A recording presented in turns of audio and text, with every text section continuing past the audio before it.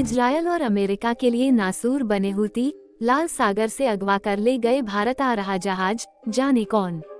हुआ हौथस, यमन के हूती विद्रोहियों ने रविवार को दुनिया को चौंका दिया। हूती के लड़ाकों ने लाल सागर में भारत आ रहे एक मालवाहक जहाज को अगवा कर लिया। इसके लिए हूतियों ने एक हेलीकॉप्टर का इस्तेमाल किया, जिससे वो इस जहाज में कूदे और फिर क्रू को बंधक बनाते हुए इसे अपने कब्जे में ले लिया।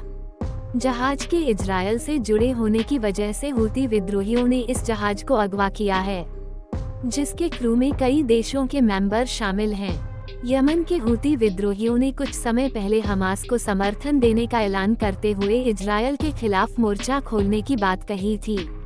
इसके बाद उसने इजरायली सेना को निशाना बनाते हुए मिसाइल और रॉकेट हमले भी किए, लेकिन रविवार को हूतियों ने इजरायल ही नहीं दुनिया भर को चौंकाते हुए लाल सागर में गैलेक्सी लीडर नाम के जहाज को अगवा कर लिया। इजरायल से जुड़ा ये जहाज तुर्की से भारत आ रहा था। इस घटना से सबकी निगाहें हूतियों की ओर घूम गई हैं। इस बात का भी अंदेशा जताया जाने लगा है कि आने वाले समय में हूतियों की ओर से इस तरह की कुछ और घटनाओं को भी अंजाम दिया जा सकता है।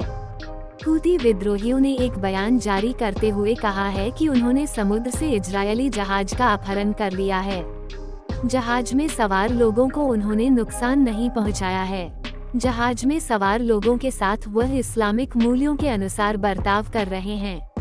इस जहाज को हालांकि ब्रिटिश कंपनी का बताया जा रहा है, लेकिन हूती इसे इजरायली जहाज कह रहे हैं।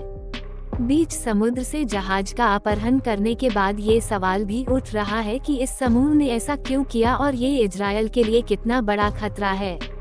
हूतियों ने लाल सागर से मालवाहक जहाज को इसलिए अगवा किया है क्योंकि उनको लगा कि ये इजरायल का है। दरअसल जहाज के मालिकों को रे कार कैरियर्स नामक कंपनी से जोड़ा गया है।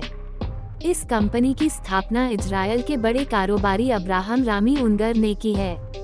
कंपनी के नाम से हूतियों को लगा कि ये जहाज इजरायल का है। इजरायल पीएम नेतन्याहू के कार्यालय ने इस दावे को खारिज करते हुए कहा है कि जहाज का स्वामित्व एक ब्रिटिश कंपनी के पास है और इसे जापानियों द्वारा संचालित किया जाता है। जहाज के चालक दल के 25 सदस्यों में भी कोई इजरायली नहीं है।